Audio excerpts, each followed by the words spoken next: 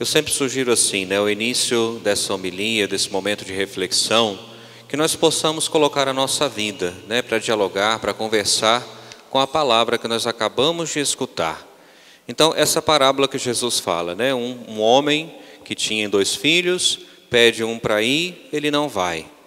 Fala que vai e não vai. Pede o outro fala que não vai, mas ele vai.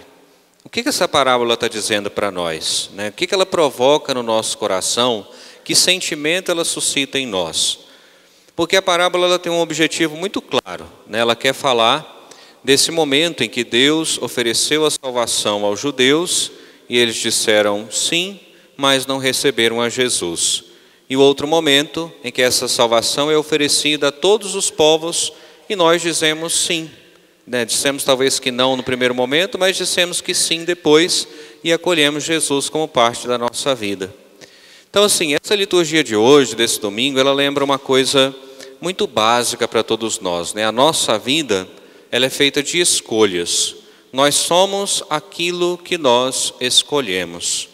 Então existem escolhas que nos afastam de Deus, existem escolhas que nos aproximam de Deus.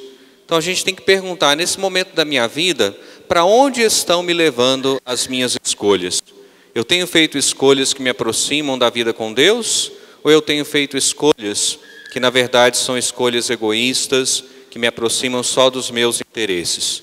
Nessa liturgia de hoje, ela nos ajuda a refletir sobre isso. Então assim, a gente vê que na nossa vida Deus ele vai colocando esses intermediários, essas pessoas que falam em nome dele e que nos apontam os caminhos daquilo que é certo, o caminho da vida. Só hoje na liturgia nós temos 3 pessoas que aparecem, o profeta Ezequiel na primeira leitura, o apóstolo Paulo na segunda e o mesmo Jesus no Evangelho.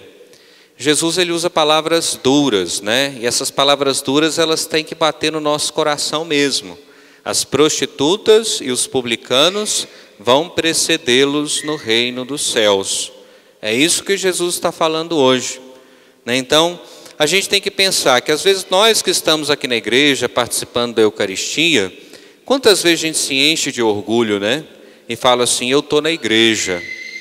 Eu estou na igreja e eu sou melhor do que aqueles que não estão aqui. Porque eu estou aqui na celebração, porque eu faço parte da liturgia, porque eu faço parte das pastorais. Então eu sou o bom.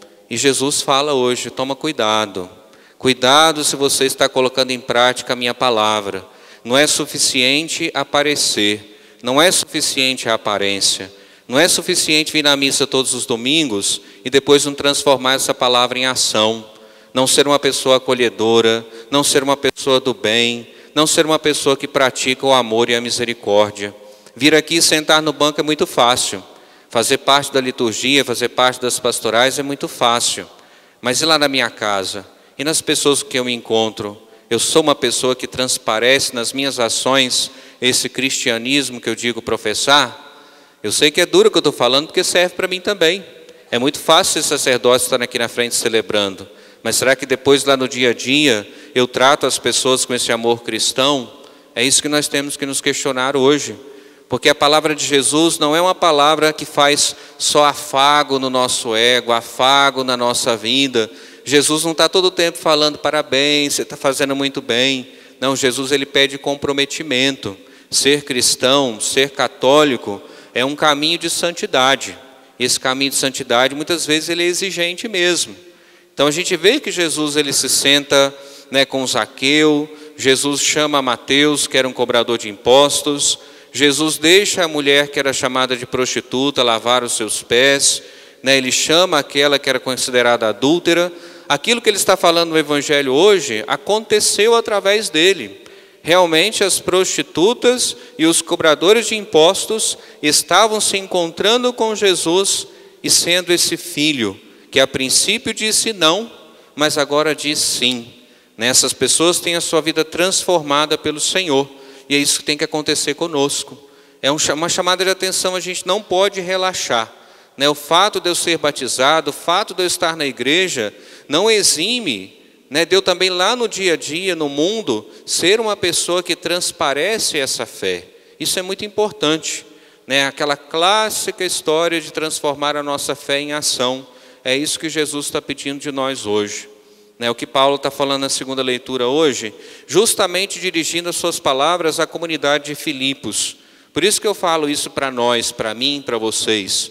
Estar aqui não é suficiente, eu tenho que levar o que eu vivo aqui lá para fora. Porque Paulo fala hoje para os filipenses: vocês são católicos, professam a fé, o Espírito iluminou a vida de vocês, mas vocês vivem em constante desunião, porque cada um quer ser o melhor. Cada um quer aparecer mais dentro da comunidade de Filipos. E aí Paulo fala o seguinte: olhem para o exemplo de Jesus, aquilo que a gente chama da kenosis, o rebaixamento de Deus.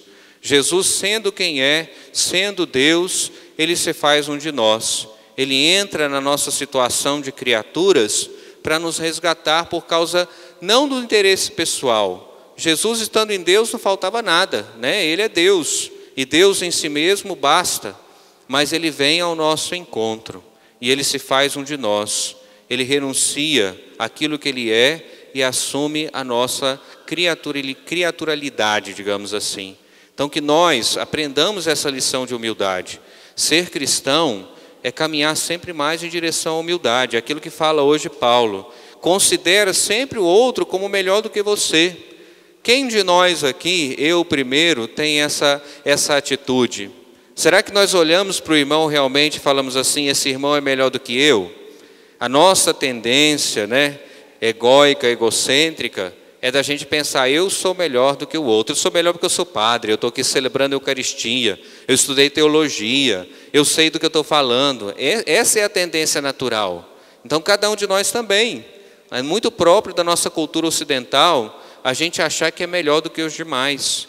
E Paulo fala hoje: não se considere melhor do que ninguém. Olhe para o outro e parta desse pressuposto: aquela pessoa ela é melhor do que eu. Não mais inteligente, não com mais dinheiro, não com mais posses, mas santa. É isso que a gente tem que pensar, porque eu também quero ser santo. O objetivo da nossa vida é a santidade. Agora, quem de nós é capaz de fazer isso? Olhar para o outro e pensar: ele é melhor do que eu. Naturalmente a gente costuma pensar o contrário. Então hoje, celebrando esse primeiro dia do tríduo a Santa Teresinha, eu acho que uma pessoa melhor não tem para a gente pensar na humildade. Nessa menina que desde pequena tem a sua vocação muito clara, esse amor incondicional por Jesus. Desde criança entende que toda a sua vida, o seu coração estão voltados para esse Senhor que morreu, que se entregou por ela, se entregou por todos nós. Então Santa Teresinha, essa padroeira dos missionários, sem nunca ter saído do convento, nos ensina hoje essa lição tão bonita: colocar Jesus em primeiro lugar, o centro da minha vida.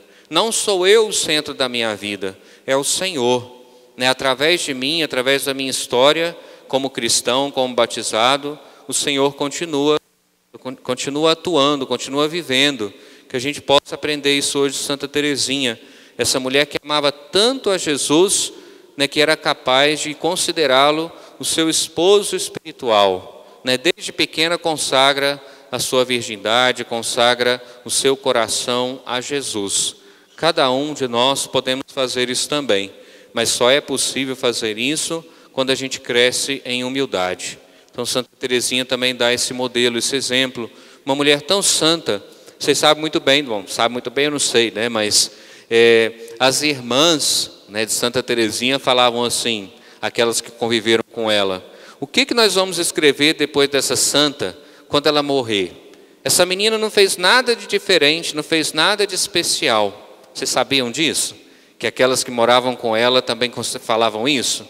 Essa menina não fez nada de especial. Vamos quebrar nossa cabeça aqui para escrever depois que ela morrer o que a gente vai colocar no obituário dessa menina? Que ela não fez nada especial. E depois a gente vai descobrindo a grandeza de tudo aquilo que foi essa vida escondida, essa vida humilde no convento.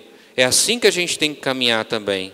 Que bom que as pessoas digam de nós: essa pessoa, o que a gente vai falar dessa pessoa depois que morrer? Porque o importante é aquilo que Deus vê que nós fazemos. É isso que é importante, que o Senhor possa encontrar em nós pessoas que vivem a palavra de Jesus. Por isso que eu falava que é tão importante aquilo que a gente faz lá fora.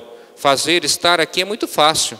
Eu posso estar sentado aí como vocês, eu posso estar aqui com a cabeça lá em outro lugar, esperando a missa acabar, e eu volto para casa, e eu participei, cumpri o preceito. Mas eu sou capaz de levar isso para a minha vida?